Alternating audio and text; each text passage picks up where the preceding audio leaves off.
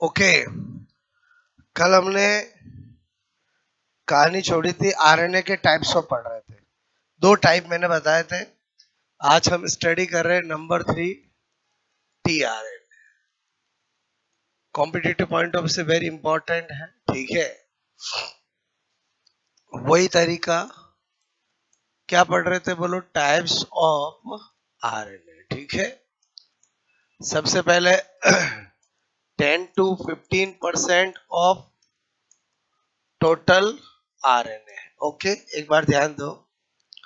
Number 2, इसका निर्माण, formation की बात आती है तो हम कहते हैं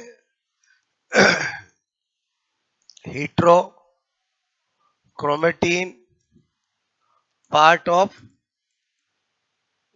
क्रोमेटीन, ठीक है, इन न्यूक्लियस। क्या लिखा मैंने बोलो? केंद्रक में क्रोमेटीन के हीट्रोक्रोमेटीन पार्ट्स है। Heterochromatin part of chromatin in nucleus, समझ जाओगे बोलो? ओके। उसके बाद स्ट्रक्चर ऑफ टीआरएनए देखें तो टीआरएनए का ये पार्ट सबसे इंपॉर्टेंट है। एक इसकी होती है सेकेंडरी स्ट्रक्चर, ठीक है, जिसको 2 डायमेंशनल 2D स्ट्रक्चर भी कहते हैं। एक होती है इसकी टर्सरी स्ट्रक्चर, जिसको 3D स्ट्रक्चर भी कहते हैं। मतलब एक है द्वितीयक संरचना, ओके, और एक है इसकी मैंने कहा तृतीयक संरचना, ओके। जो 2D स्ट्रक्चर है, सेकेंड स्ट्रक्चर है, वो क्लेवर लीफ लाइक, ठीक है। ये एक घास होती है जिसका नाम है क्लेवर, उसके लीफ यानी पत्ती जैसी होती है। अभी बना के बताऊंगा, क्लेवर, ठीक है, लीफ जैसी। इस स्ट्रक्चर के बारे में बताने वाला कौन है? तो मैंने कहा यहाँ पर डिस्कवर्ड बाय लिखूं, गिवन बाय लिखूं, वो है होली, साइंटिस्ट का नाम है, ठीक है, ओके। और इन्होंने इसको क्लेवर लीफ मॉडल भी नाम दिया, clever leaf model of tRNA. Clear? जो 3D स्ट्रक्चर पूछे एग्जाम में या टर्सरी स्ट्रक्चर पूछे, वो होती है एल शेप। क्या होती है? L shape. उसकी डिस्कवर्ड बाय बोलूं, गिवन बाय बोलूं, वो है किम, ओनली किम, नॉट किम शर्मा। ये कोई हीरोइन नहीं है, साइंटिस्ट है जिसने किसकी खोज की थी? इसकी 3D स्ट्रक्चर। एक्चुअली ओरिजिनलिटी में तो क्या है? उल्टा एल है। क्लियर? बट ऐसे ही लिखा जाता है, उल्टा एल मतलब समझ गए? ऐसे, ठीक है। तो आई थिंक सबसे पहले तो ये बात समझ में है। अब टीआरएनए की स्टडी बोलो, टीआरएनए का सब कुछ जो है वो ये वाली स्ट्रक्चर इंपॉर्टेंट है। क्लियर? तो इसीलिए हम क्या स्टडी करते हैं यहां पर? क्लेवर लीफ, ठीक है, मॉडल ऑफ टीआरएनए, ठीक है, इज वेरी इंपॉर्टेंट। आपको पता है जब हम सेल मेम्ब्रेन की स्ट्रक्चर भी स्टडी करते हैं तो उसमें भी सैंडविच मॉडल बोलते हैं, फ्लूइड मोज़ेक मॉडल बोलते हैं। तो मॉडल का मतलब समझ गए बोलो, कि जो हमें पूरा टीआरएनए की स्ट्रक्चर के बारे में बताता है। ओके, तो होली ने उसको क्या नाम दे दिया? Clever leaf model of tRNA. Clear? तो इसकी मैं एग्जैक्ट स्ट्रक्चर बना रहा हूं। जब हम इसकी स्ट्रक्चर बनाते हैं तो इसमें 3 लूप नजर आते हैं। कितने लूप नजर आते हैं बोलो? 3 लूप, ठीक है, समझना। ये 3 एंड है, ये 5 एंड है। अब ये है ऐसी उसकी लीफ होती है, किसकी बोलूं? जो घास बताई मैंने, ग्रासेज, क्लेवर, उसकी लीफ ऐसी होती है, और टीआरएनए की 2D स्ट्रक्चर भी ऐसी होती है, इसलिए इसको नाम दिया है clover leaf model of tRNA. और देने वाला कौन, बताने वाला कौन, होली। ओके, मेरे कहने का मतलब है कि ये दिखने में लग रहा है डबल स्टैंडर्ड, बट है सिंगल स्टैंडर्ड, क्योंकि जो सिंगल स्टैंडर्ड होता है उसके 2 एंड होते हैं और डबल स्टैंडर्ड के 4 एंड होते हैं। क्लियर? तो इसके 2 ही एंड है, एक 3 और एक 5। बात समझ में आए? अब ये टीआरएनए की स्ट्रक्चर है, और कोई सा भी आरएनए हो, बोलो हमेशा फ्री एंड पर प्यूरिन नाइट्रोजन बेस ही होते हैं, और उसमें भी जो प्यूरिन का मतलब एडेनिन गुआनिन, उसमें भी 3 एंड पर हमेशा एडेनिन होता है और 5 एंड पे हमेशा गुआनिन होता है। मतलब टीआरएनए का पूछे, आरआरएनए, एमआरएनए, किसी में भी पूछे फ्री एंड पे हमेशा प्यूरिन होता है, और उसमें भी फिक्स है कि 3 एंड पर एडेनिन होता है, 5 एंड पे गुआनिन होता है। कभी भूल जाओ तो याद करना बहुत आसान, कि बोलो काउंटिंग में 3 पहले आता है और 5 बाद में आता है, एबीसीडी में ए पहले आता है, जी बाद में आता है। अगर भूल जाओ तो बैकअप बता रहा हूँ। क्लियर? फिर मैंने आपसे कहा कि कुछ कॉम्प्लीमेंट्री नाइट्रोजन बेस के आने से हाइड्रोजन बॉन्ड बनते हैं। ठीक है, सपोज दैट यहाँ गुआनिन या साइटोसिन आ गया तो हाइड्रोजन बॉन्ड बनेगा ही बनेगा। क्लियर? लेकिन ये 3 लूप हमें ये बताते हैं कि यहाँ यहाँ एब नॉर्मल नाइट्रोजन बेस आए, जिसकी वजह से बोलो लूप बन गए। क्लियर? तो ये इसमें टीआरएनए की क्लेवर लीफ मॉडल में कितने लूप होते हैं, बोलो 3 लूप होते हैं। जो पहला लूप होता है वो होता है टी यू सी लूप, ये नाम है इसका। क्लियर? दूसरा लूप होता है वो होता है रिकॉग्निशन लूप। क्लियर? हर लूप का काम वगैरह सब बताऊंगा। और तीसरा है D H U loop. Okay, देखो मैंने कहा लूप कब बनेंगे, जब एम नॉर्मल नाइट्रोजन बेस आएंगे। तो इस वाले लूप के अंदर क्या होता है, स्यूडो यूरेसिल। ठीक है, बोलो क्या है, एफ नॉर्मल नाइट्रोजन बेस। ठीक है, बोलो बात समझ में? इस वाले में क्या होता है, मैंने कहा इनोसिन। इनोसिन अगेन क्या है, एब नॉर्मल नाइट्रोजन बेस। ठीक है, इस वाले लूप के अंदर होता है डी डाई हाइड्रोक्सी, बोलो यूरिडीन। ओके, मतलब जो एब नॉर्मल नाइट्रोजन बेस होता है, एब नॉर्मल नाइट्रोजन बेस, तो मुझे समझ में आ गया कि इसका नाम डीएचयू लूप क्यों रखा, क्योंकि जो एब नॉर्मल नाइट्रोजन बेस होता है उसी के नाम पर इस लूप का नाम रखा। क्लियर? इसका नाम रिकॉग्निशन लूप क्यों रखा, क्योंकि इसके अंदर एंटीकोडोन उपस्थित होता है। क्या होता है, बोलो एंटीकोडोन। आपको पता होना चाहिए कि एंटीकोडोन टीआरएनए में उपस्थित होता है और कोडोन एमआरएनए में उपस्थित होता है। बोलो, कल बताया था मैंने एमआरएनए में, और अभी कोडोन जेनेटिक कोड तो पूरा डिटेल से पढ़ने वाले हैं अपन, वेरी इंपॉर्टेंट पार्ट। तो क्या होता है, जब प्रोटीन सिंथेसिस होती है तो ये एमिनो एसिड को लोड करके लेके आता है, अपने पर जोड़ के लाता है। तो ये टीआरएनए के इस लूप से ही कोडोन एंटी कोडोन की मैचिंग होती है। मतलब ये कोडोन को, बोलो किस एमिनो एसिड का हर कोडोन फिक्स होता है। आज जैसे यहाँ मिथ्योनिन है, तो मेरे कहना मिथ्योनिन का कोडोन है एयूजी, तो एयूजी और उसके एंटी कोडोन में मैचिंग होगी तो ही कहानी आगे बढ़ेगी। तो इसका मतलब ये रिकॉग्निशन लूप समझ में आया कि ये अभिज्ञाता लूप है। क्या है बोलते हैं हिंदी में, अभिज्ञाता। और अभिज्ञाता लूप किसको बोलो रिकॉग्नाइज करता है, कोडोन को। और कैसे करता है, उसके स्पेसिफिक एंटीकोडोन से। क्लियर? तो कभी भी पूछा जाए एंटीकोडोन किस आरएनए में होता है, टीआरएनए में। एंटीकोडोन टीआरएनए के किस लूप में होता है, तो रिकॉग्निशन लूप में।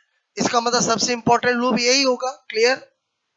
अच्छा, जब भी ये टीआरएनए अभी अनलोडेड है, जब इस पे एमिनो एसिड जुड़ जाता है तो लोडेड हो जाता है, और जब भी लोडेड होगा तो एमिनो एसिड हमेशा 3 एंड पर जुड़ता है। किस पे जुड़ता है, 3 एंड पे।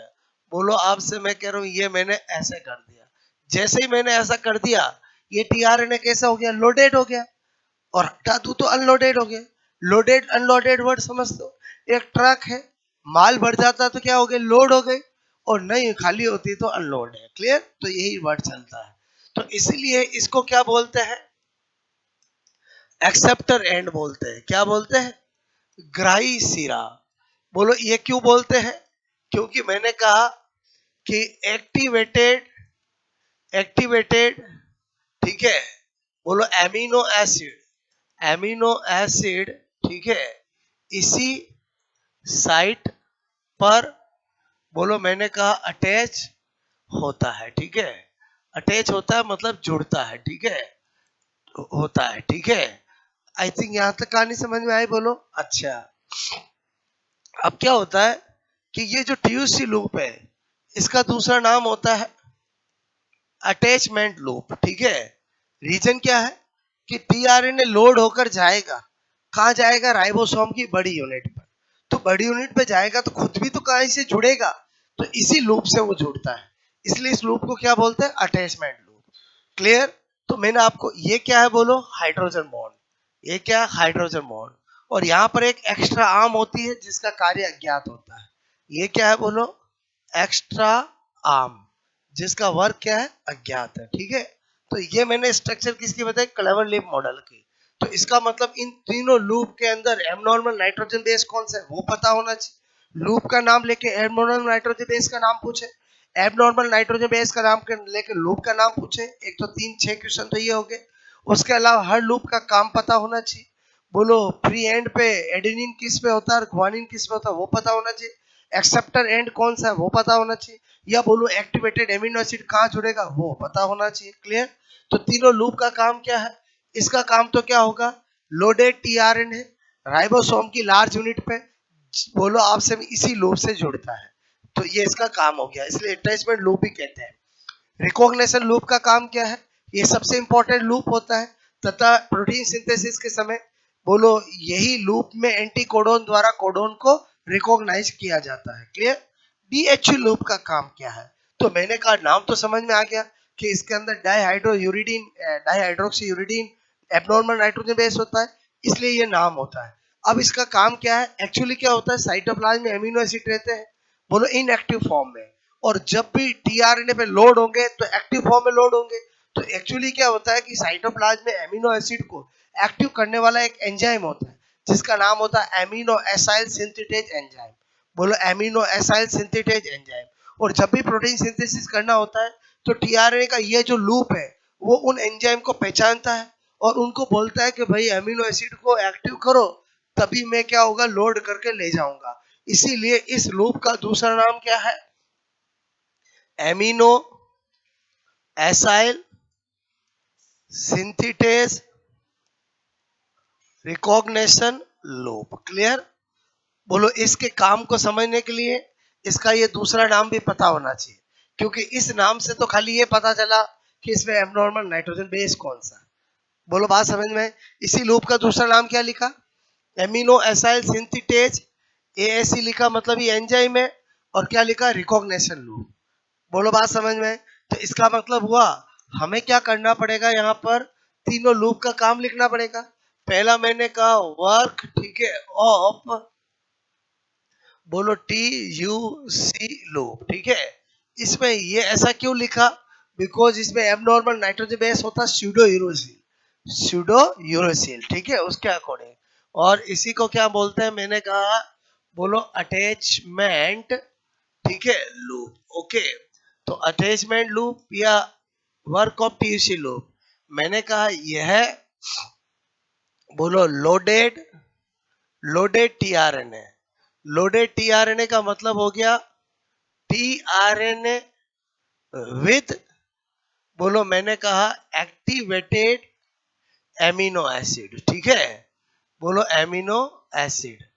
बोलो मैंने कहा यहां पर लोडेड टीआरएनए मतलब टीआरएनए विद बोलो एक्टिवेटेड एमिनो एसिड। ठीक है, ये लोडेड टीआरएनए। बोलो मैंने कहा यहां पर मैं टर्मिनोलॉजी वही लिख रहा हूं जो चलती है, लोडेड मतलब समझ के बोलो।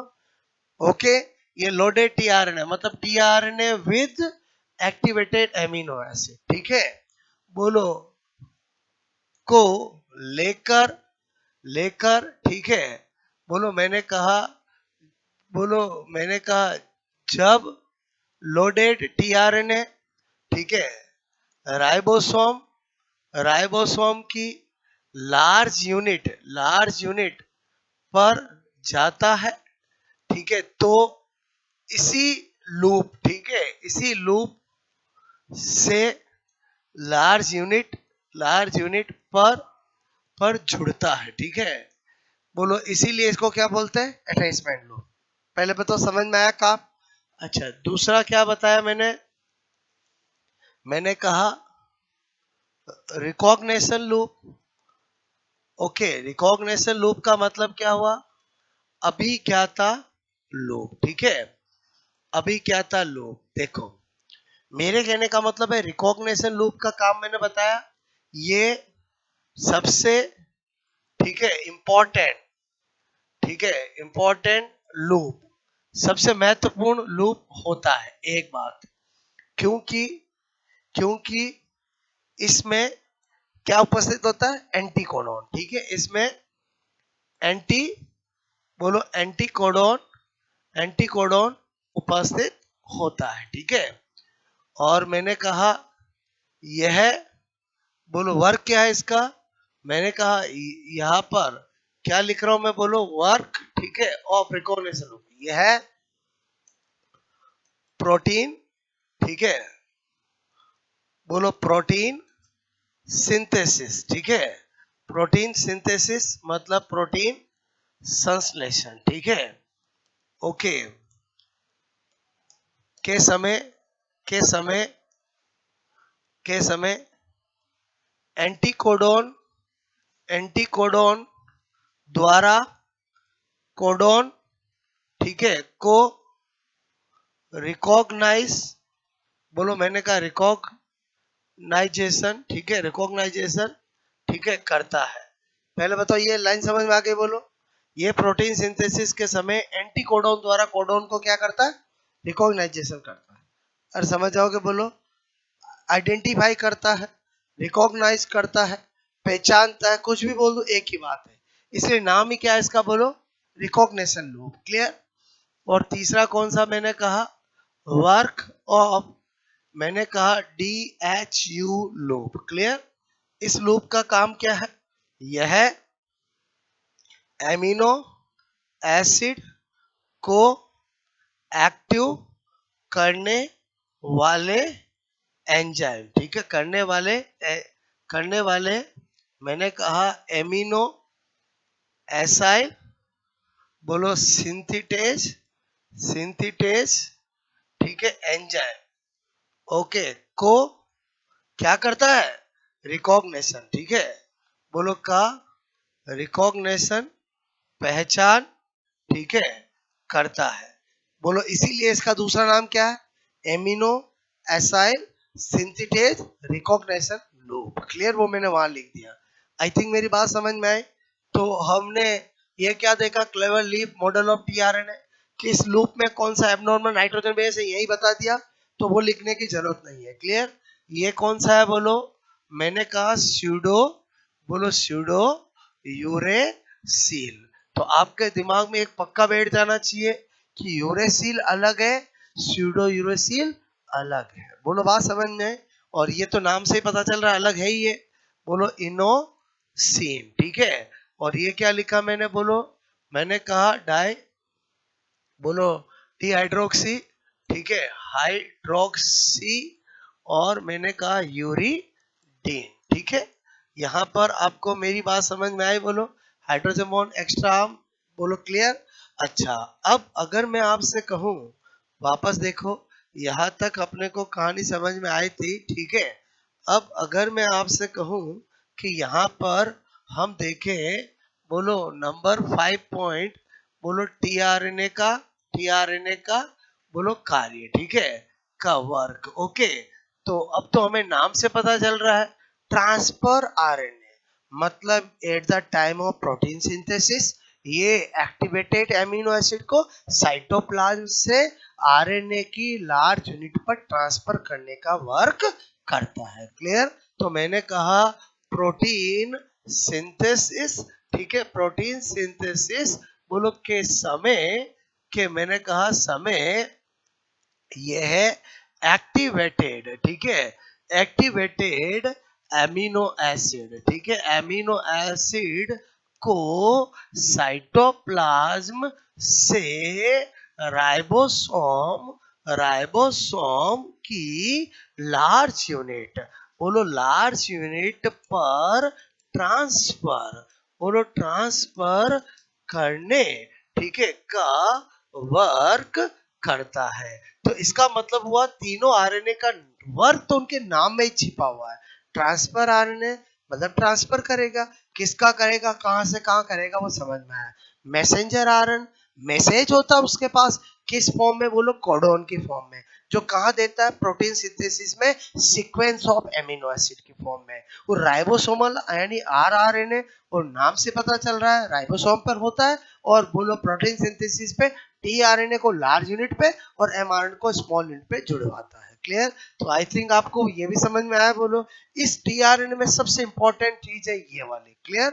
और ये वाला पॉइंट जो मैंने बताया, डायरेक्ट पूछा जाता है 2D स्ट्रक्चर किसने दी, 3D स्ट्रक्चर किसने बताई, कौन सी होती है, तो ये साइंटिस्ट तो इजीली ध्यान रहेगा।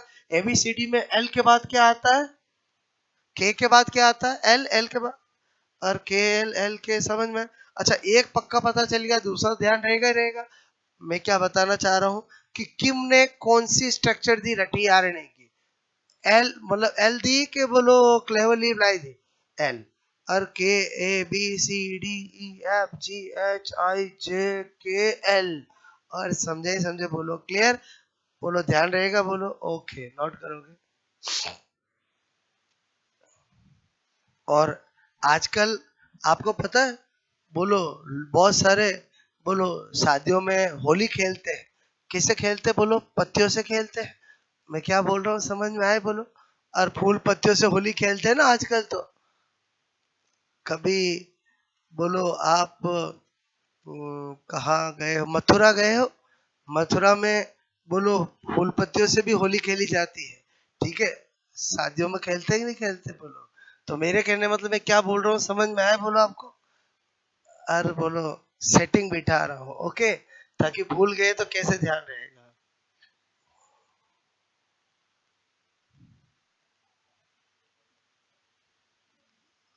इससे क्या है, कुछ टाइम बाद भी ऑब्जेक्टिव में अगर हम कंफ्यूज होते हैं तो थोड़ा आइडिया लग जाता है, बात समझ ना, कि वास्तव में हम कंफर्म हो जाते हैं कि अभी मैंने कहा ना, चीजें सब याद रहती है जब हम सारा सिलेबस पढ़ लेते हैं, और जब हम रिवीजन करते हैं, और जब एग्जाम देने जाते हैं, तो क्या होता है, देख के चीज तभी याद आएगी जब आपके माइंड में बैकअप कुछ ना कुछ लॉजिक होगा। क्लियर? ओके।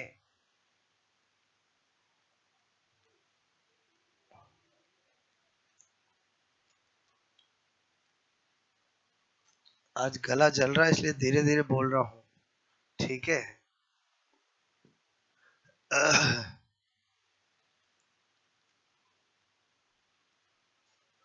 आप लोगों को तो फीलिंग से मतलब है, समझ में आ रहा है, ठीक है, ओके।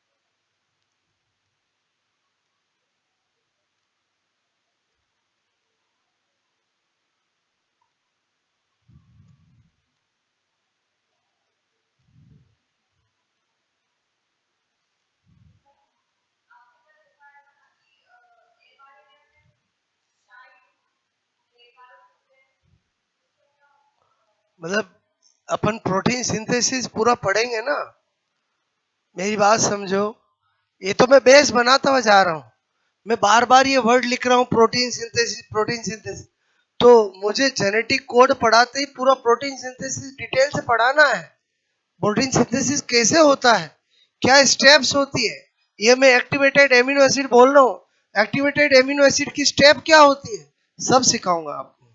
बोलो बात समझो ना। बट धीरे धीरे बेस बनाऊंगा तो आपको क्या होगा कि पूरी प्रोटीन सिंथेसिस की मैकेनिज्म समझ में आएगी।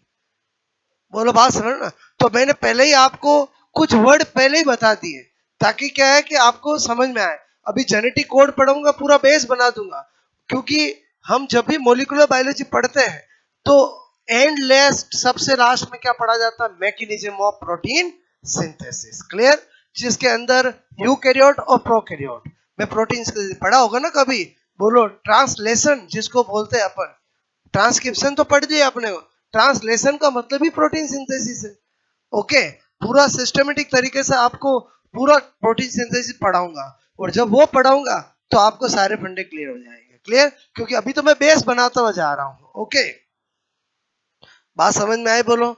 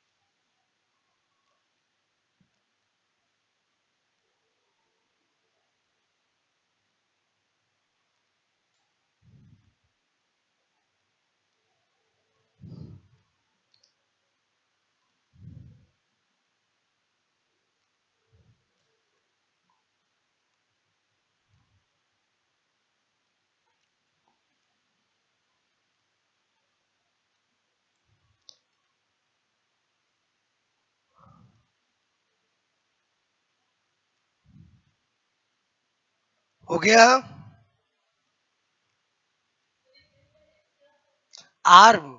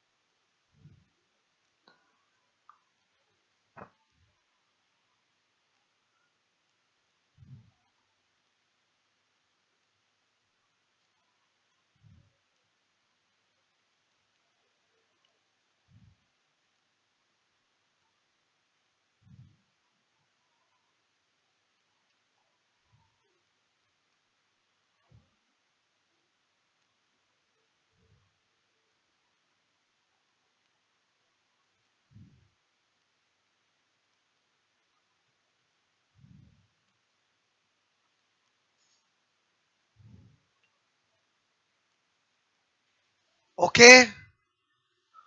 फिर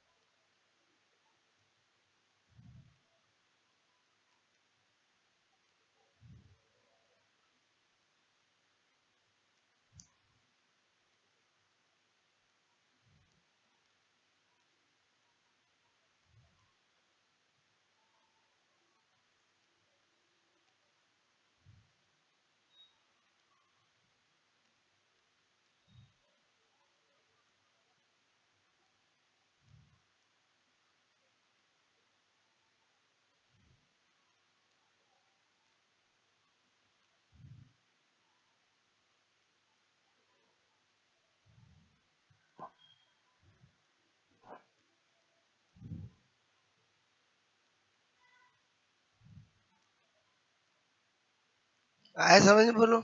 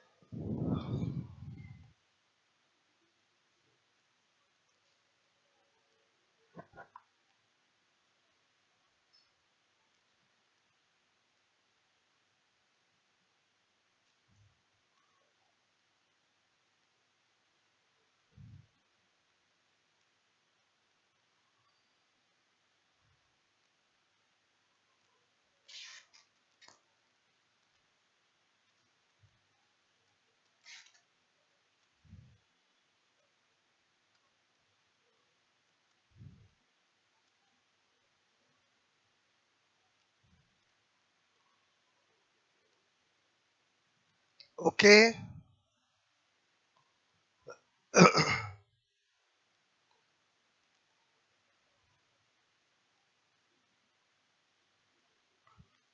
एक बार तीनों का काम समझ में आया बोलो आपको? ठीक है।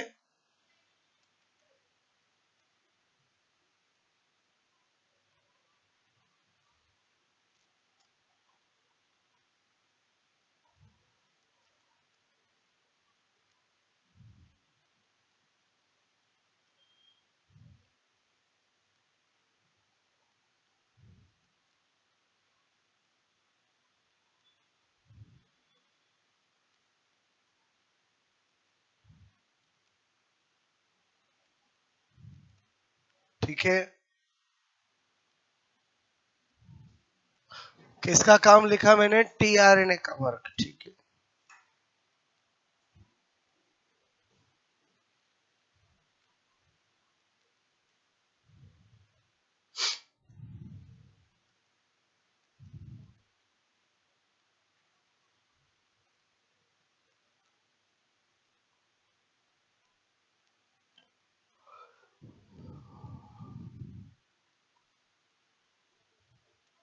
At the time of protein synthesis, transfer of active amino acid from बोलो cytoplasm to large unit of ribosome। ठीक है।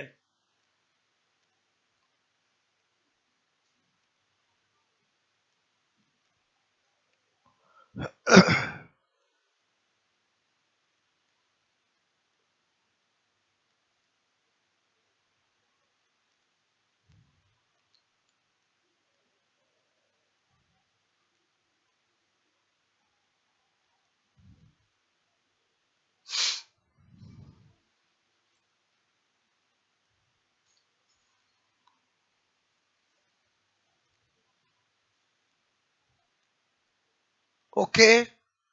हमने आरआरएनए, एमआरएनए, टीआरएनए पढ़ा। अब हमने देखा कि एक वर्ड आया था कोडोन, जिसको जेनेटिक कोड भी कहते हैं। वो क्या होता है, कितने टाइप का होता है, क्या उसकी प्रॉपर्टीज होती है, वेरी इंपॉर्टेंट पार्ट। क्लियर? तो अब हम क्या स्टडी करने जा रहे हैं? बोलो। मैंने कहा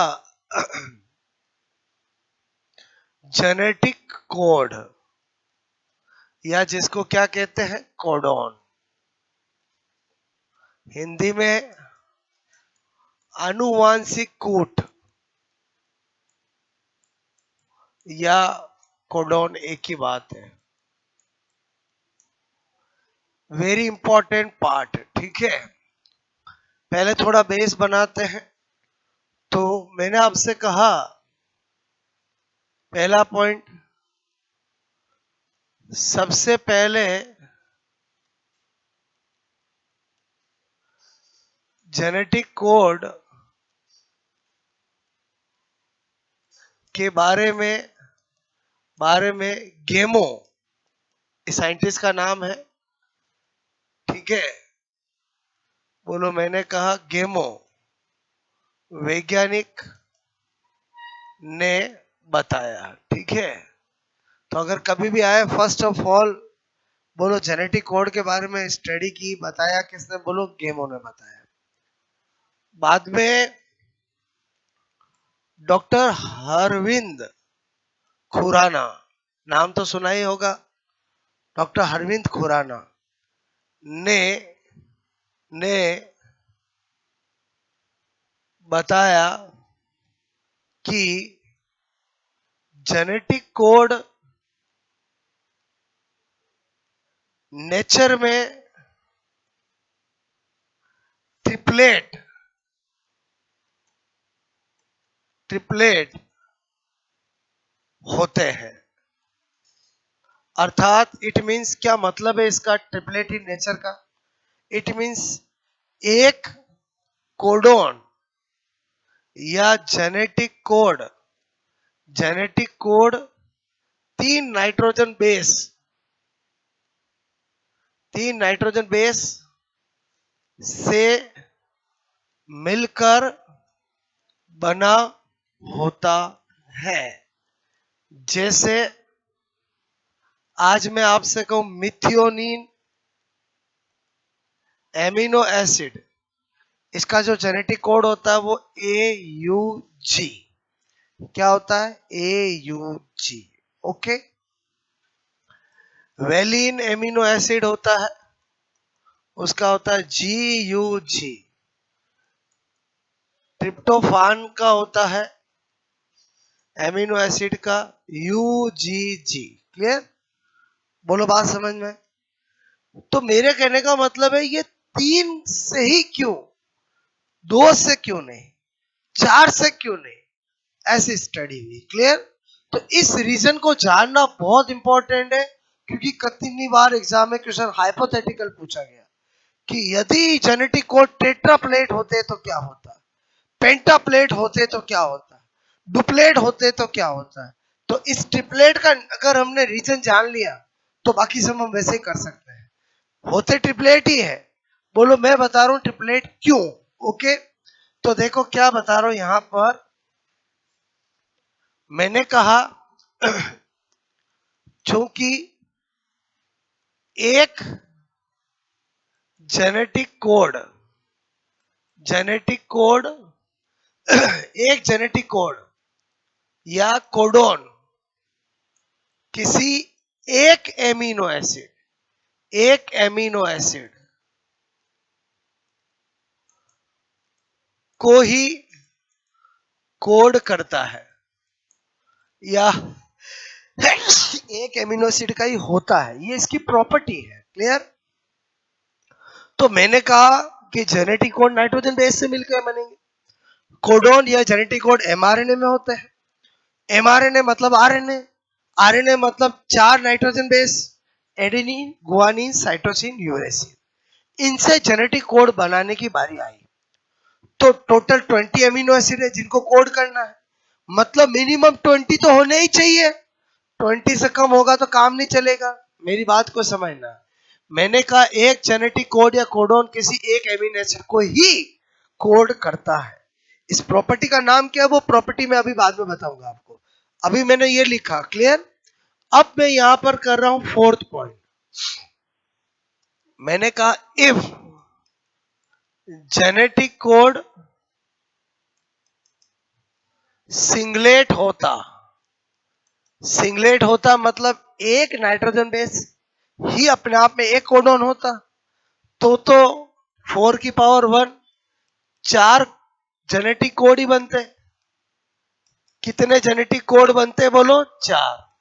क्या वो 20 के लिए सफिशिएंट थे क्या? नहीं, नहीं थे बोलो। अच्छा, फिर लिख रहा हूं इफ जेनेटिक कोड डबलेट होता, डबलेट होता मतलब दो दो नाइट्रोजन बेस से मिलके बनता, तो 4 की पावर 2 कितने बनते? 16 जेनेटिक कोड बनते।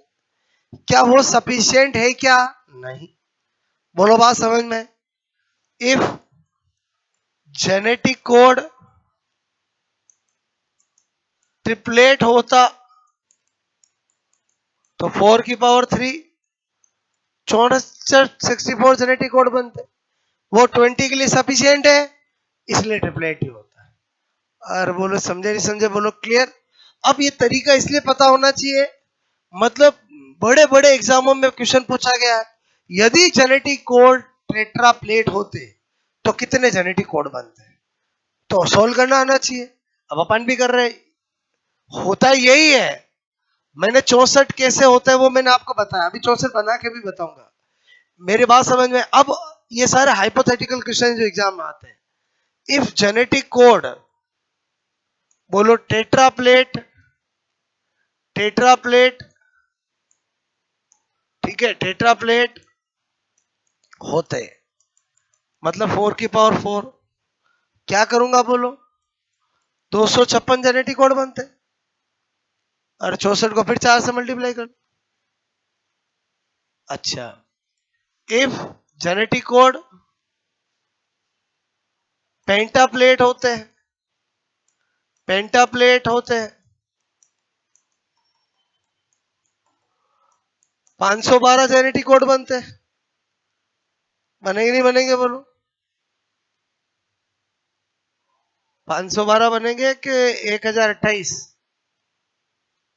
अरे कुछ नहीं, यही तो करना है ना, फटाक से मल्टीप्लाई करना जरा। 16, 64, 64 को 4 से मल्टीप्लाई करोगे 256, और 256 को मल्टीप्लाई करोगे तो, अरे इतना आएगा है।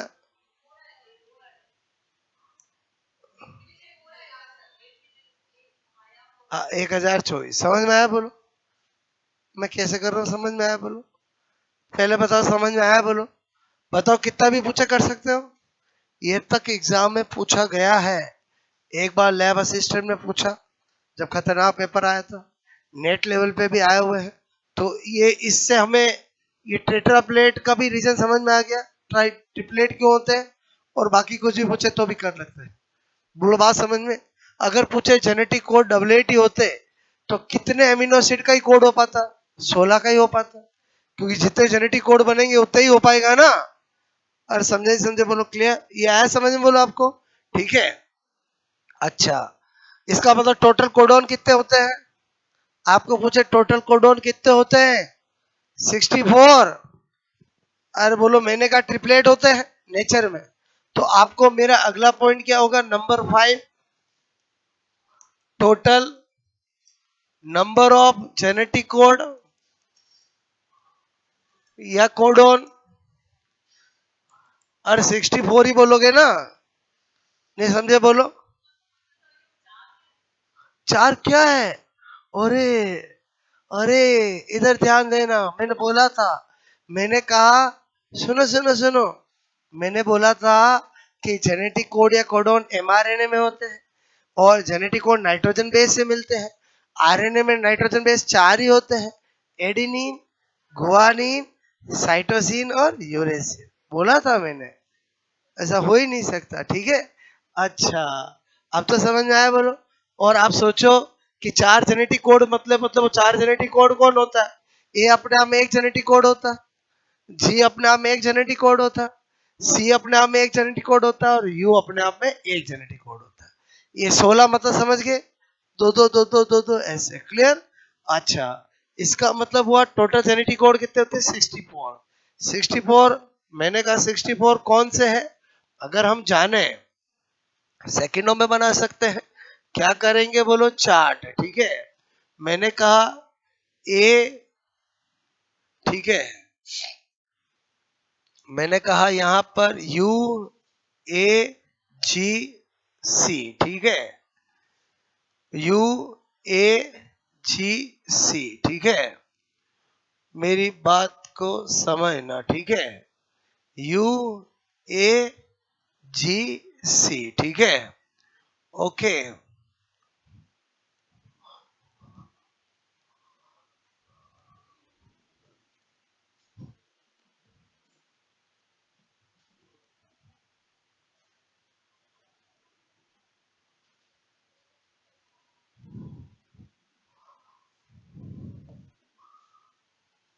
अभी बनाते हैं, देखो।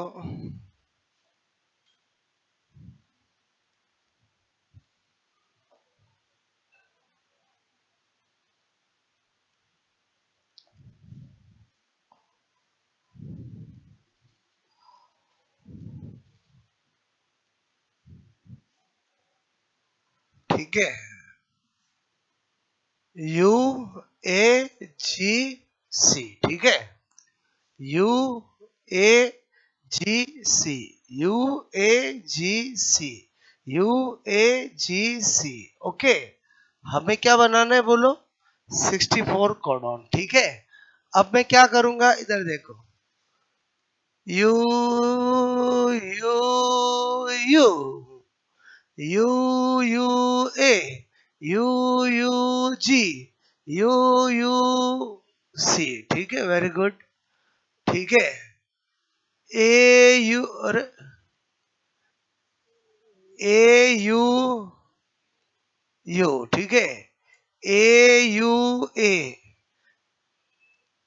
ए U G, A U C. अरे, आपको पैटर्न समझ में आया बोलो? ठीक है, तो मेरे कहने का मतलब है U A U, U A ए। अब इनमें कौन से किसके क्या नाम है, अभी मैं आपको बताऊंगा, सबका नहीं, जो अपने काम के हैं, ठीक है। बोलो you A ji, U A C, ठीक है, U G U, U G A, U G C, U G C, ठीक है। अरे समझ के बोलो। Okay, U C U, U C A, U C G, U C C. Okay, यहां पर अगर मैं आपसे कहूं ए A U, A A A A A A, U A G C, ठीक है, ए जी ए जी ए जी ए जी, यू ए जी सी। आ रहा समझ में बोलो?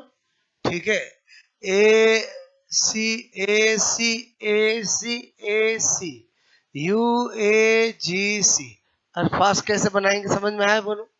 मैंने कहा G U G U G U G U, U A G C, ठीक है।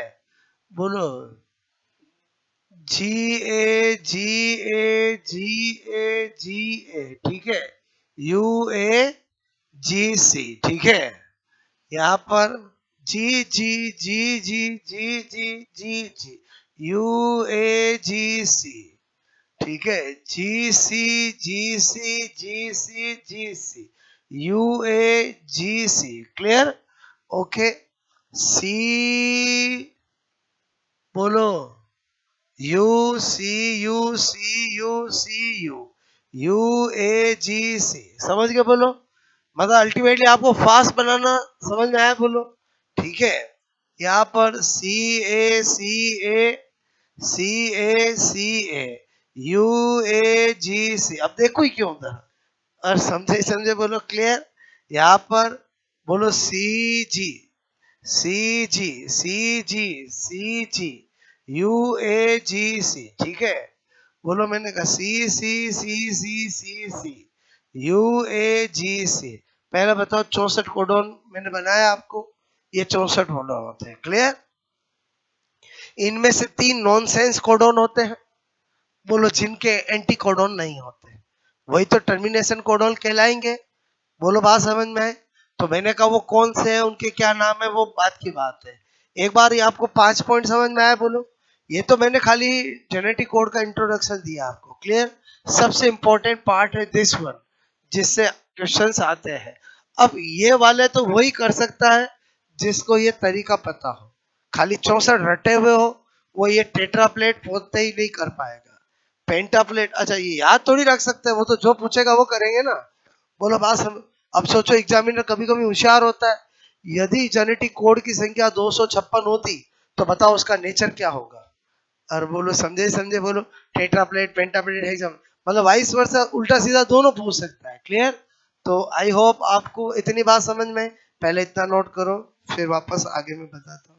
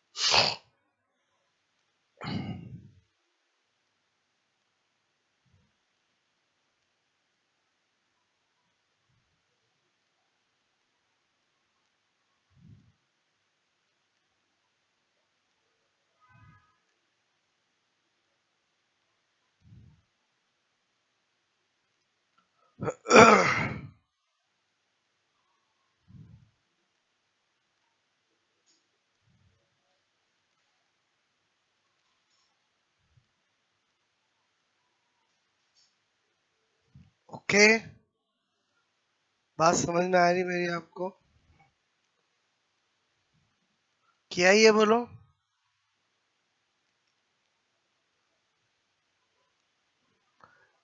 जेनेटिक कोड ट्रिपलेट नेचर के होते हैं, किसने बताया? डॉक्टर हरविंदर सिंह खुराना, ठीक है।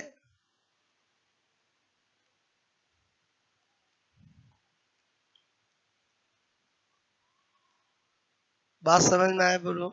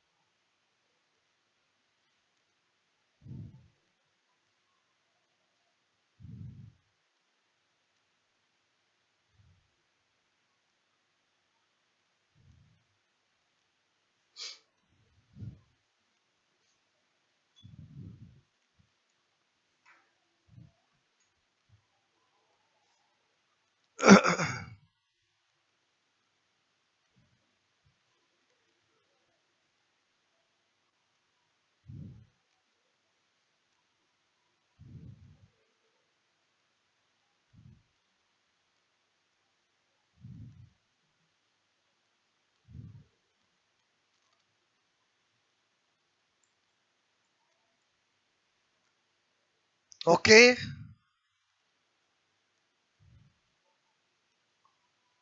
आया ही समझ में? बोलो, उल्टा सीधा दोनों तरह से पूछा गया है एग्जामों में।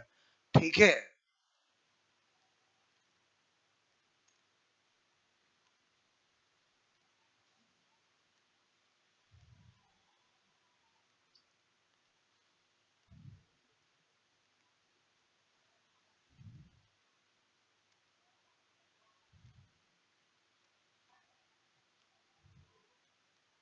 वन वर्ड बोलो। ठीक है,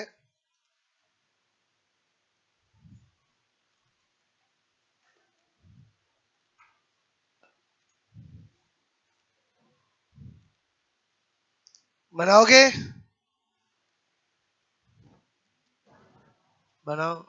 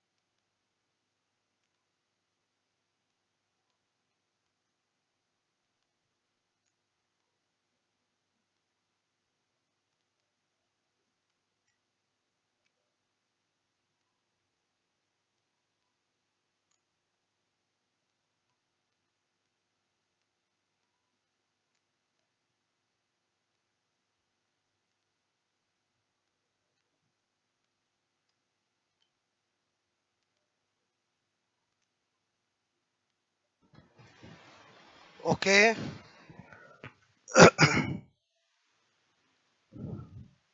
अब हमें क्या जानना है कि ये जो जेनेटिक कोड होते हैं इनकी प्रॉपर्टीज क्या क्या होती है, क्या सही प्रॉपर्टी है क्या नहीं है, यानी करेक्टरिस्टिक्स बोलो आपसे मैं कहूँ आप जेनेटिक कोड या specific properties of genetic code.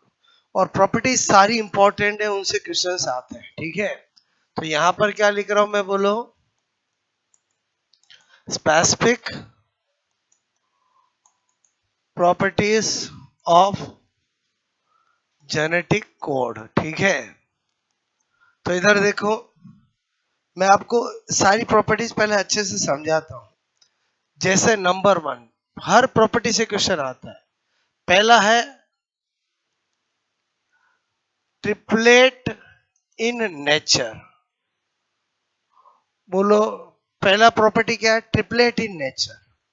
मतलब अभी मैंने आपको बताया एक जेनेटिक कोड का 3 नाइट्रोजन बेस से मिलकर बना होना, ये किस प्रॉपर्टी को बताता है, ट्रिपलेट इन नेचर।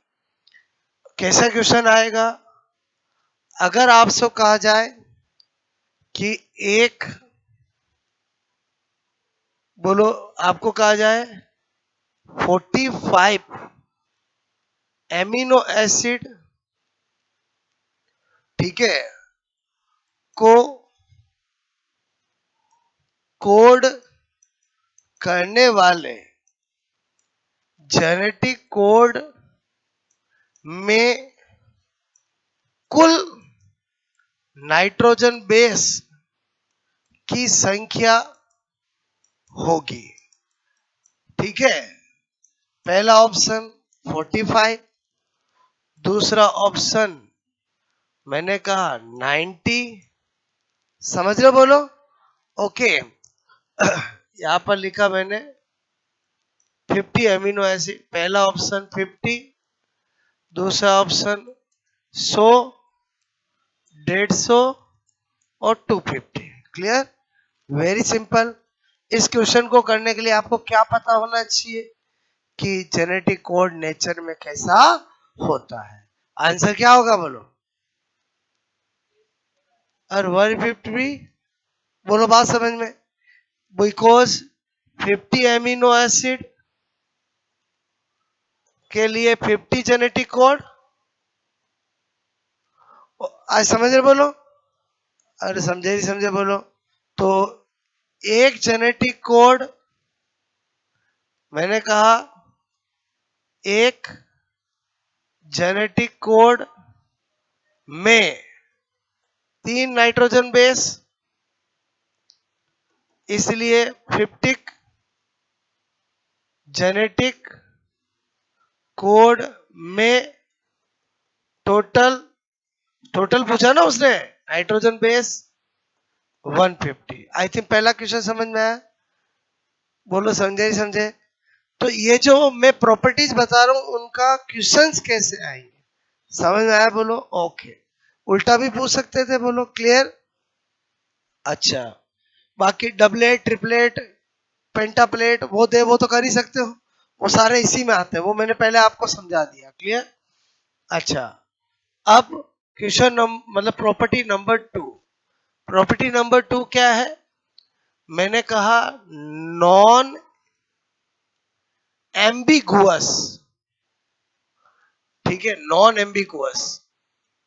बोलो क्या लिखा मैंने, नॉन एम्बिगुअस।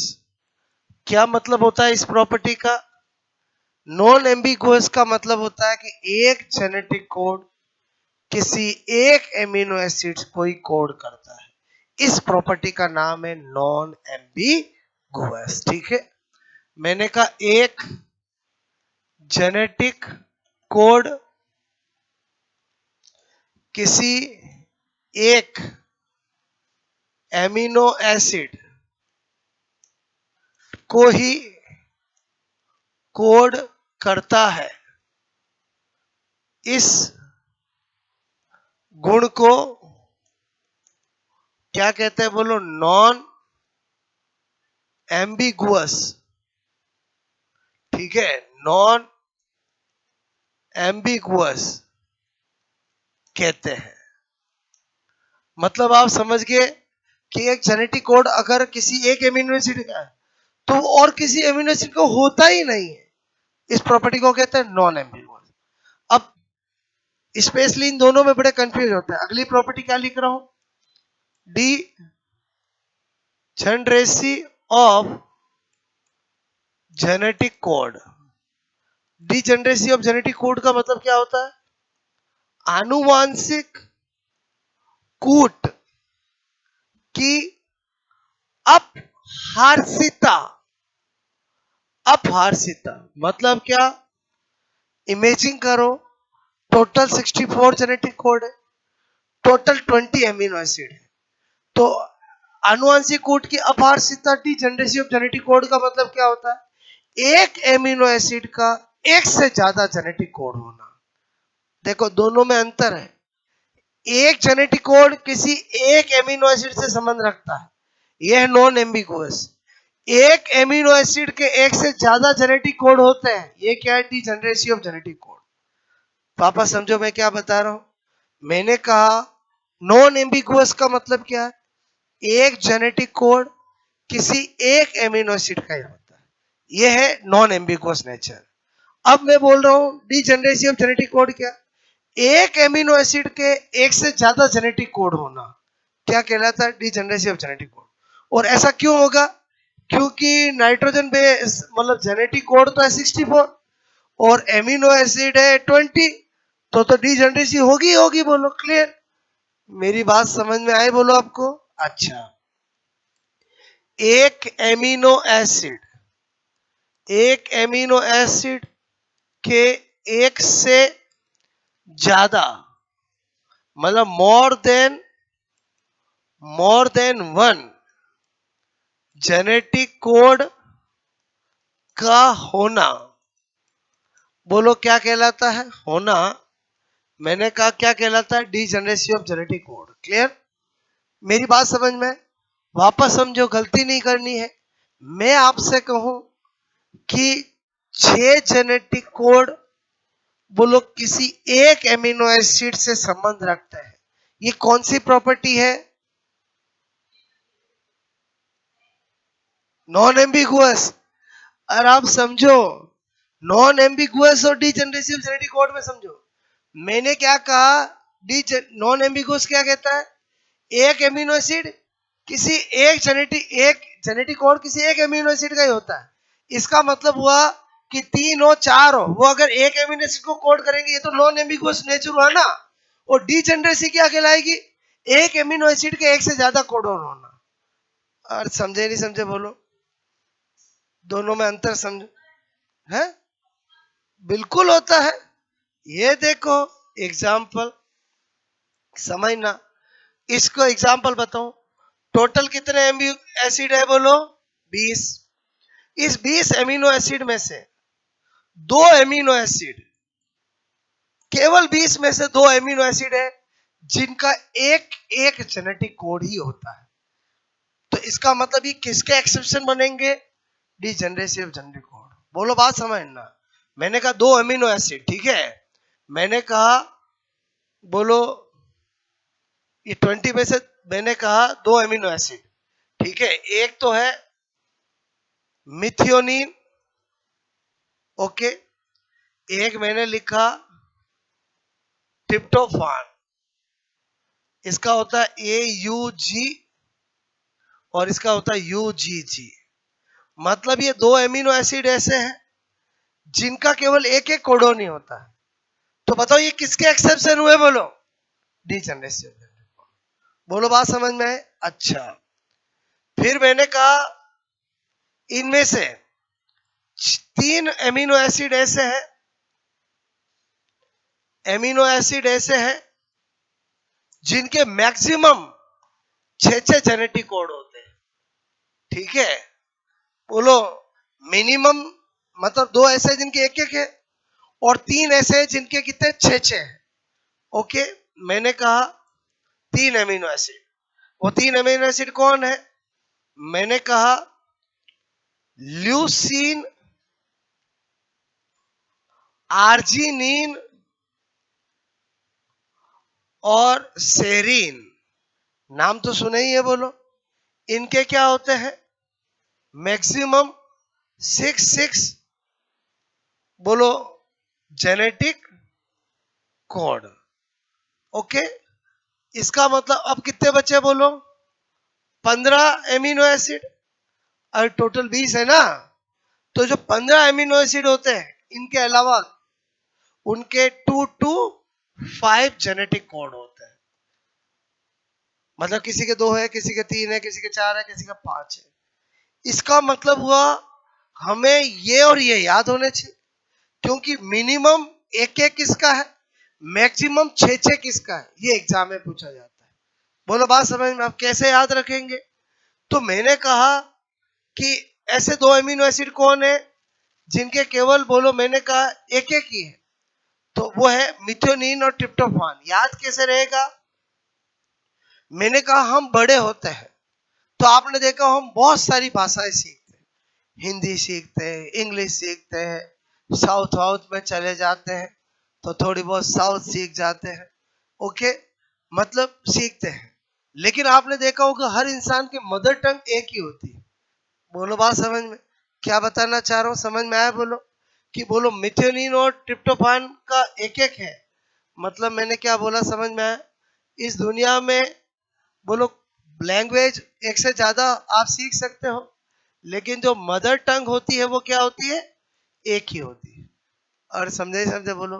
तो मदर टंग मतलब समझ के बोलो, एम मतलब मिथियोनी और टी मतलब ट्रिप्टोफान। बोलो बात समझ में आ जाते है? इधर लॉजिक नहीं बताऊंगा तो आप भूल जाते हैं। और वहां तो 20 में से 4 ऑप्शन होंगे ना। 4 किसके ऑप्शन है? 4 एमिनो एसिड के। तो उस समय हमें कैसे पता चलेगा एक वाला कौन है और ये 6 वाला कौन? ये भी बड़ा इंपॉर्टेंट है, ठीक है। तो मेरे कहने का मतलब है, इधर देखो,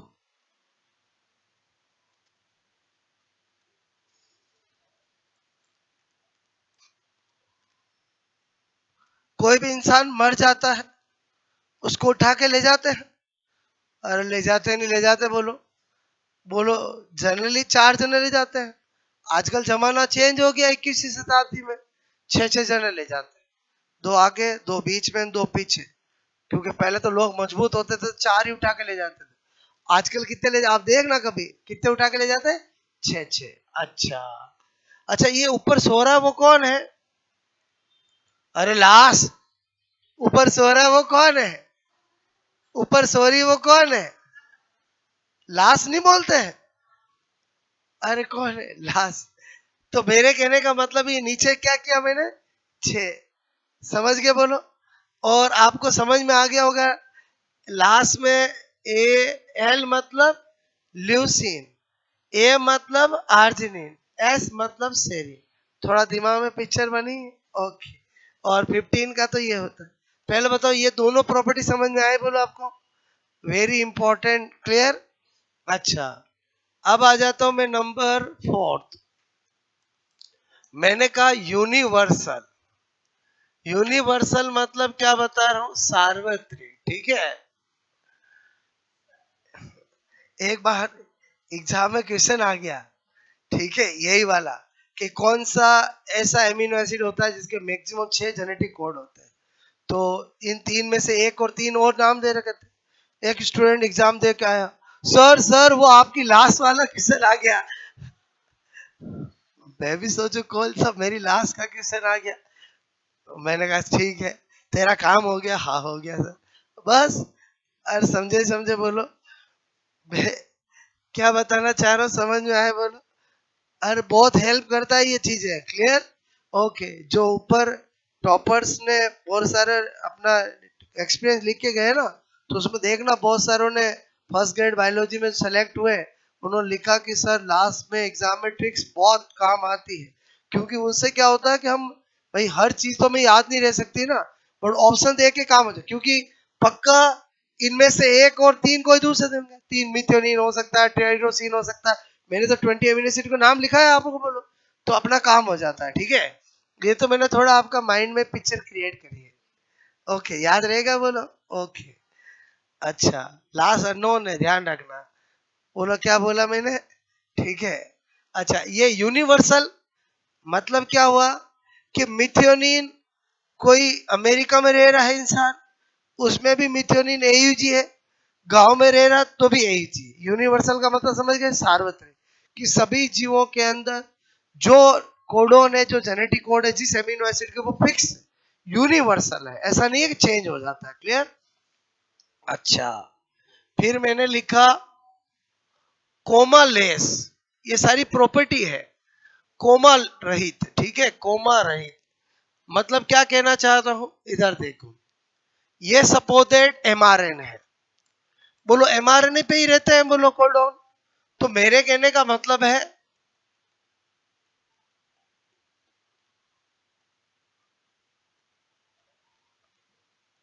ऐसे, समझ गए बोलो? मतलब ये मैंने एक पैटर्न बनाया, ये मैंने दूसरा पैटर्न बनाया। ठीक है,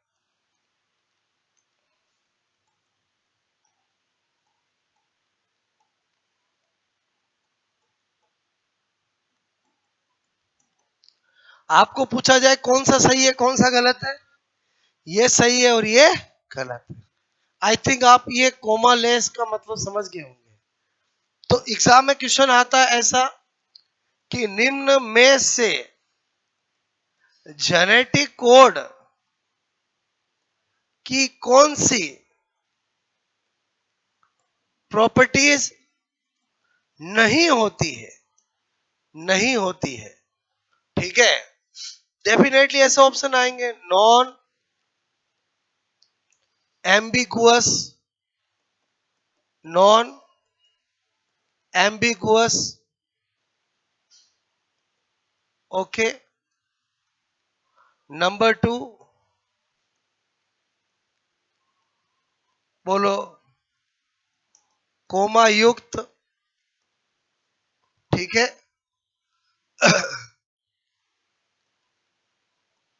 कोमा, ठीक है, प्रेजेंट।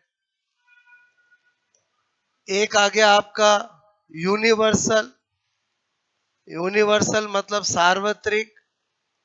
ठीक है, एक आ गया, अगली प्रॉपर्टी अभी बताऊंगा, नॉन ओवरलैपिंग। ठीक है, बात समझ में? तो अब थोड़ा ध्यान देना, ये कोमा युक्त है जबकि प्रॉपर्टी क्या है, कोमा रहित। और समझे नहीं समझे बोलो, क्लियर? ये तो क्या लिखा हुआ, कोमा प्रेजेंट। और समझे समझे बोलो, जबकि प्रॉपर्टी क्या है, कोमा लेस। मतलब ये दो पैटर्न बनाए ना, ये सही है, ये बोलो गलत है। ठीक है, फिर प्रॉपर्टी समझ में आई बोलो। उसके बाद सिक्स प्रॉपर्टी, मैंने कहा नॉन ओवरलैपिंग, नॉन ओवरलैपिंग।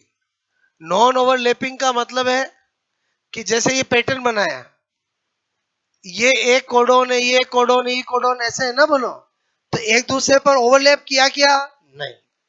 अरे बोलो समझे, नॉन ओवरलैपिंग नाम से समझ में आ रहा है बोलो, बोलो नॉन ओवरलैपिंग नाम समझ में आ रहा है बोलो, कि एक के ऊपर एक नहीं होता, अलग अलग से होते हैं। क्लियर? तो आई थिंक ये जो मैंने आपको सिक्स प्रॉपर्टी समझ में आई बोलो आपको? ठीक है। अच्छा, फिर मैंने कहा और बताओ नंबर 7, इनिशिएशन, बोलो आपसे मैं कह रहा हूं, ऑफ प्रोटीन सिंथेसिस। ठीक है, आपको पता है कि इनिशिएशन कोडोन होता है, बोलो कौन होता है, एयूजी। बोलो तो प्रॉपर्टी बनेगी इनिशिएशन ऑफ प्रोटीन सिंथेसिस। मैंने कहा इनिशिएशन कोडोन कौन होता है बोलो, एयूजी। ठीक है, कौन होता है, एयूजी, जो कि किसका होता है, इन यूकैरियोट मिथियोनिन एमिनो एसिड का, इन प्रोकैरियोट मैंने कहा फॉर्मिल मिथियोनिन, एक ही बात है, एमिनो एसिड। ठीक है, मतलब जो प्रोकैरियोट में नाम होता है फॉर्मिल मिथ्योनिन और यूकैरियोट में होता है मिथ्योनिन। क्लियर? अब ध्यान से समझो, ये मैंने कहा फर्स्ट इनिशिएशन कोडॉन। अब एग्जाम में कभी आ गया कि इनिशिएशन कोडॉन कौन सा होता है, दुनिया को एयूजी पता होता है। सपोज दैट एयूजी ऑप्शन में नहीं हुआ तो सेकंड इनिशिएशन कोडॉन भी आपको पता होना चाहिए।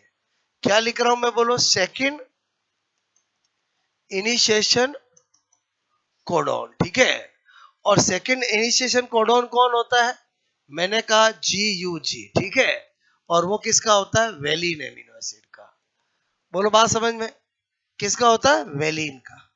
अब याद करो, मैंने जब अभी आपको जेनेटिक कोड पढ़ाना स्टार्ट किया तो मैंने जान के यहां वही लिखे जो आपके काम के, methionine AUG, valine GUG, tryptophan UGG।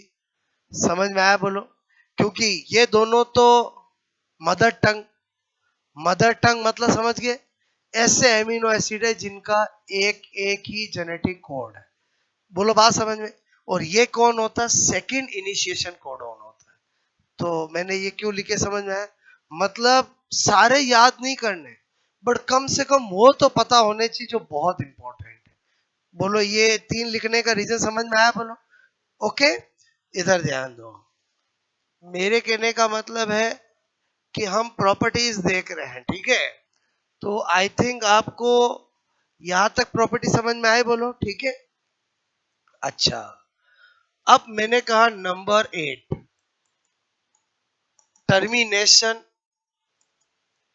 Of protein synthesis. ठीक है, इनिशिएशन भी करते हैं तो टर्मिनेशन भी करते हैं, और टर्मिनेशन कौन करेंगे, 3 जेनेटिक कोड फिक्स है।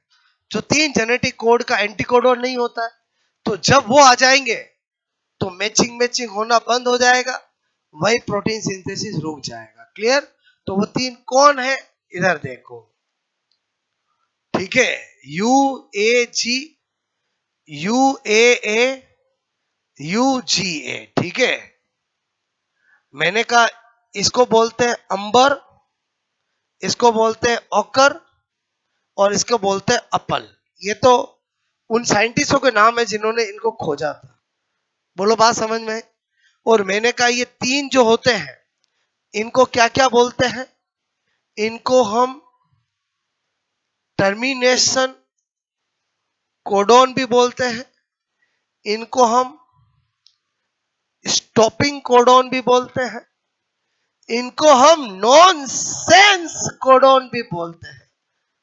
बोलो क्या बोलते हैं, नॉनसेंस कोडॉन। और इन्हीं को हम एंटी कोडॉन लेस कोडॉन भी बोलते हैं। समझ में आया, बोलो?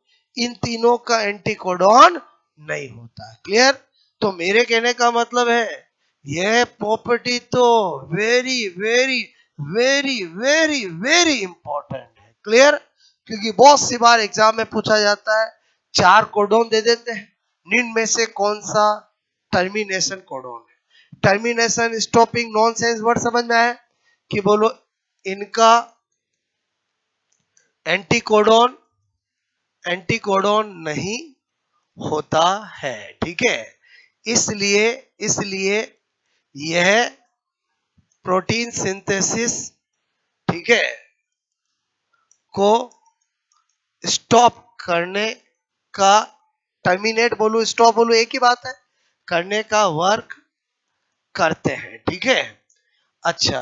अब मैंने कहा ये तो याद रखने पड़ेंगे, वह एग्जाम में आते हैं तो बताओ, यूं तो UC, जीन और दुनिया भर के नाम होते हैं ना, वहां कैसे याद आएगा नॉनसेंस कोडन यही होते हैं।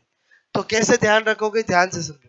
वंस अपॉन ए टाइम, आज से 30-40 साल पहले, बोलो, महिलाएं अपने पति का नाम नहीं लेती थी, मैंने पहले भी बताया आपको। क्लियर? तो और शाम होती तो पति के आने का इंतजार करती, बोलो आकाश की तरफ देखती रहती कब आएंगे। बोलो बात समझ में? और जैसे ही पति आता, अच्छा, महिलाएं पुराने जमाने में पति की आंखों में आंखें भी नहीं डालती थी, या तो ऊपर देखती या नीचे देखती, और ऐसे। क्लियर? तो एक महिला है जिसका पति आता है तो वो ऊपर देख के, ऊपर मतलब अंबर, आकाश की तरफ देख के क्या बोलते हैं, ए जी आ गए। क्या बोलती है, बोलो एजी आ गए। क्या बोलती है?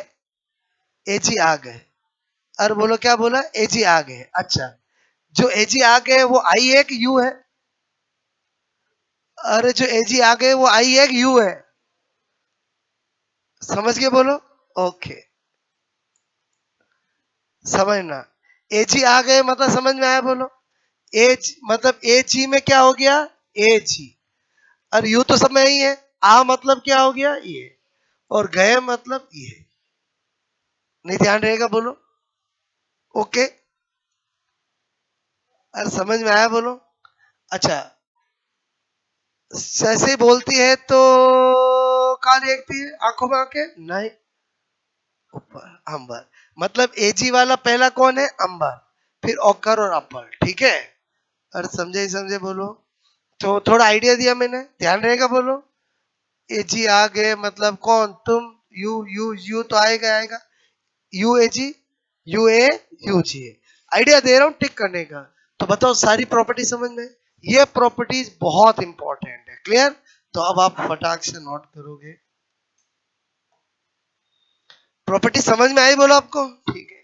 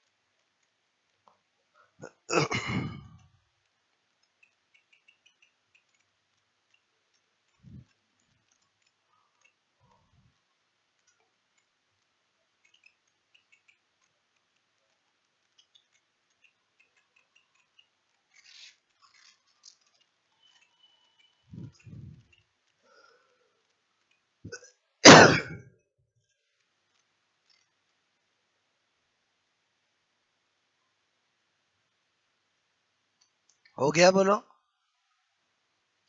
पहली प्रॉपर्टी समझ में आई? बोलो।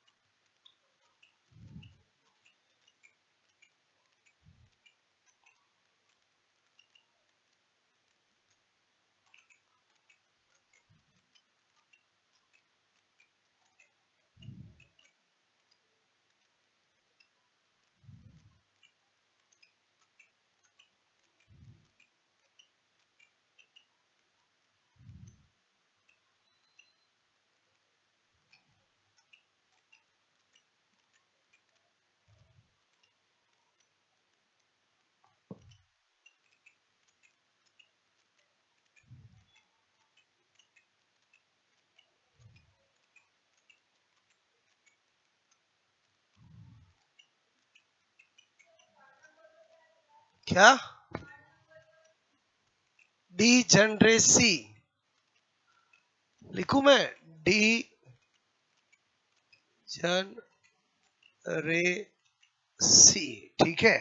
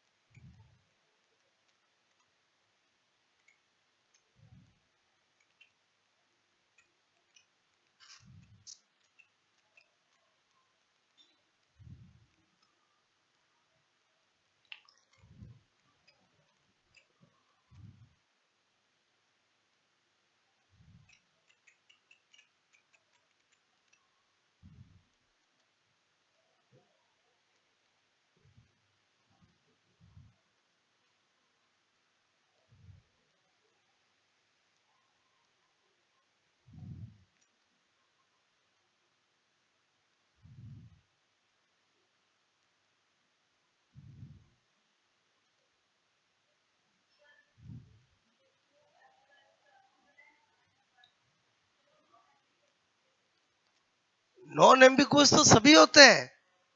नॉन एम्बिगुअस का मतलब है कि एक जेनेटिक कोड किसी एक एमिनो एसिड का ही होता है। नॉन एम्बिगुअस तो नेचर सारे के सारे 64 के 64 में होगा। नॉन एम्बिगुअस का मतलब समझ गए? अगर मैं कहूं कि ये 6 जेनेटिक कोड कोई ल्यूसीन के है, तो वो ल्यूसीन के ही है और किसी के नहीं है। ये है non ambiguous. Non ambiguous nature तो सभी में होता है। Degeneracy of genetic code nature जो है वो दो में नहीं होता है। डीजेनरेसी ऑफ जेनेटिक कोड का मतलब है एक एमिनो एसिड के एक से ज्यादा जेनेटिक कोड होना, और दो ऐसे एमिनो एसिड है जिनके एक एक ही है। तो बात समझ में आई? बोलो।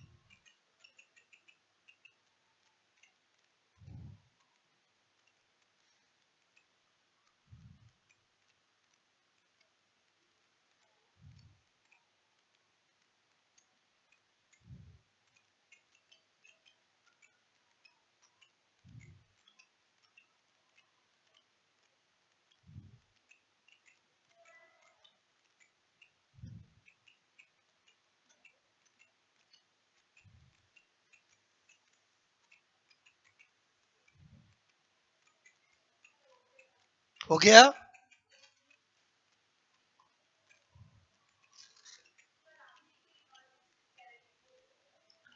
मैक्सिमम 6 जेनेटिक कोड इन तीनों के हैं। मतलब मिनिमम एक हो गया, मैक्सिमम 6 हो गया, और 15 के कितने होते हैं? 2 से 5। किसी के 2 किसी के 3, ठीक है।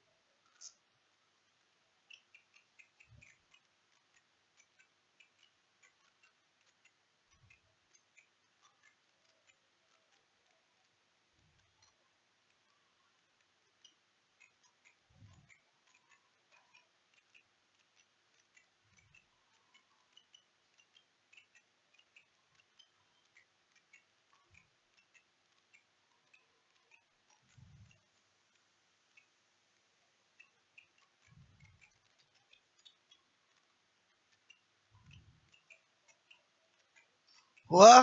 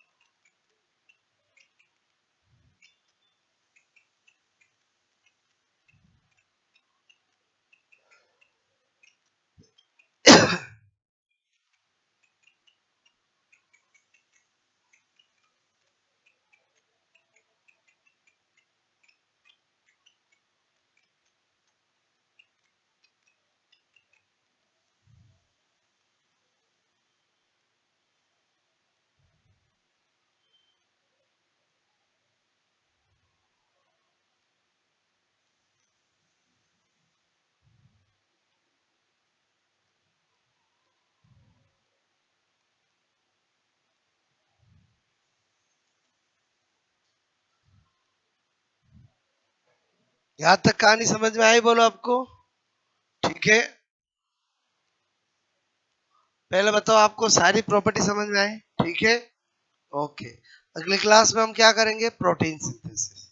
सारी अपनी बेसिक बेस बन गया? बोलो।